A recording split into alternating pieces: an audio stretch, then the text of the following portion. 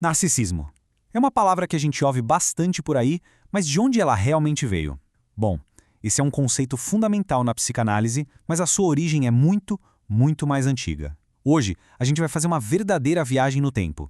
Vamos partir de um mito grego clássico sobre o amor por si mesmo e ver como ele se transformou num dos pilares da teoria que nos ajuda a entender como a gente forma a nossa identidade, como fazemos nossas escolhas amorosas e até de onde vem a nossa autoestima.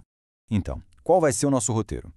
A gente começa lá na Grécia Antiga, entendendo a origem mítica do conceito, depois a gente dá um salto para ver a complexa virada que Freud deu nessa ideia e, por fim, vamos juntar tudo para entender como esses dois mundos, o mito e a teoria, conversam. Então, para começar, vamos direto para a história que deu nome a esse conceito tão complexo. A história já começa com um paradoxo bem forte. Pensa só, a condição para Narciso ter uma vida longa era a total ignorância sobre quem ele era. Essa foi a profecia do famoso vidente Tiresias, uma sentença que basicamente selou o destino dele.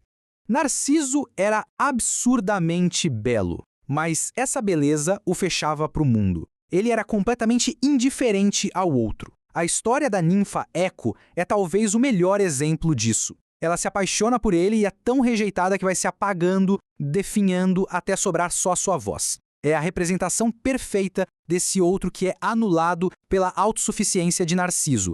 E aqui, a gente chega no clímax do mito. Como uma forma de punição por essa arrogância, a deusa Nêmesis, a personificação da vingança, arma um plano. Ela guia Narciso até uma fonte de água pura e cristalina. E ali, ele se depara com seu próprio reflexo e se apaixona perdidamente. Ele é condenado a sentir na pele o que ele causava nos outros, um amor impossível, não correspondido, por uma imagem que ele nunca poderia ter. E ele morre ali, consumido por essa paixão. Olha, essa citação do Junito de Souza Brandão resume o ponto central de uma forma brilhante.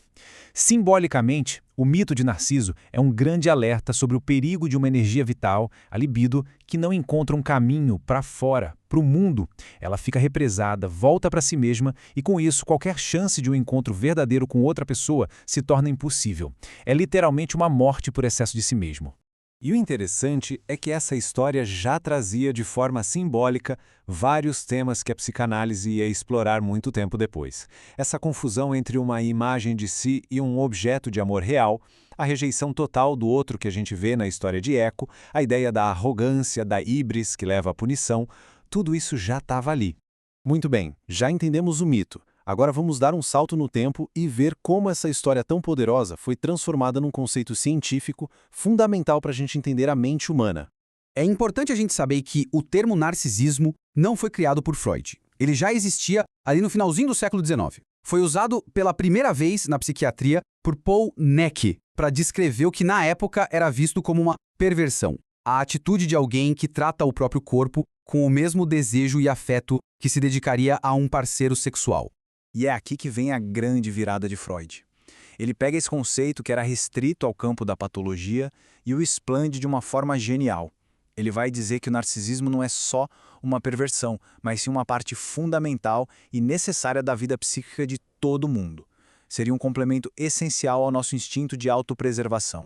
Essa frase de Freud, de 1914, é a chave de tudo. O ponto crucial para ele é o seguinte: o narcisismo é um movimento da nossa energia psíquica, a libido. É o que acontece quando essa energia, ao invés de ser direcionada para o mundo, para as outras pessoas, é investida no nosso próprio eu, no ego. Para desenvolver essa teoria, Freud faz uma distinção muito importante, que a gente vai explorar agora. Então vamos lá.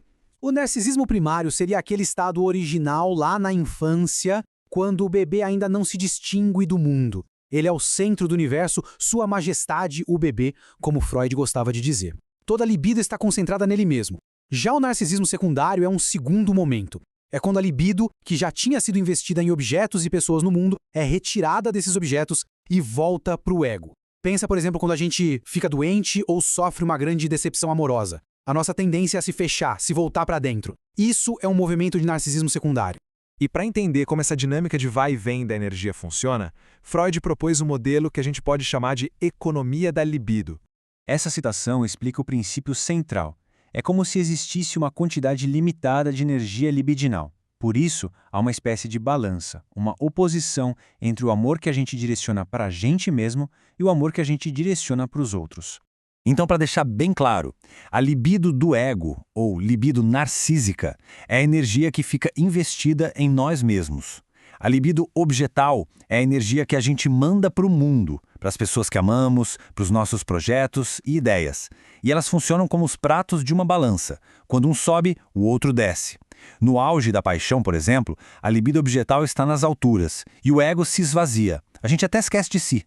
Essa metáfora da ameba que o Freud usou é ótima para a gente visualizar essa relação. Pensa que o ego é o corpo da ameba. Ele pode esticar uns bracinhos, que seriam a libido objetal, em direção ao mundo para se conectar com as coisas. Mas ele também pode recolher esses bracinhos a qualquer momento, trazendo energia de volta para si. Isso mostra como essa relação é fluida, dinâmica. Certo. Entendido esse mecanismo, a pergunta que fica é: como essa teoria do narcisismo explica quem a gente ama e quem a gente quer se tornar? Essa é uma das maiores questões da vida, não é? A teoria do narcisismo de Freud oferece uma resposta bem fascinante para entender o porquê de a gente escolher certas pessoas para amar. Basicamente, Freud aponta dois caminhos principais. Um é o que ele chama de tipo anaclítico, ou de ligação. Nesse caso, a gente escolhe amar alguém que nos lembra das figuras que cuidaram de nós na infância. A mãe que nos alimentava, o pai que nos protegia. É um amor que busca apoio. O outro caminho é o tipo narcisista. Aqui, a escolha do objeto de amor é baseada em nós mesmos. A gente ama alguém que representa o que a gente é, o que a gente já foi um dia, ou, e isso é muito importante, o que a gente gostaria de ser. Bom, com o tempo, a gente cresce e não dá mais para ser Sua Majestade o bebê. O mundo real, a crítica dos pais, tudo isso abala aquela perfeição narcísica da infância. Para não abrir mão dessa perfeição, a gente a projeta em algo novo, um ideal do ego.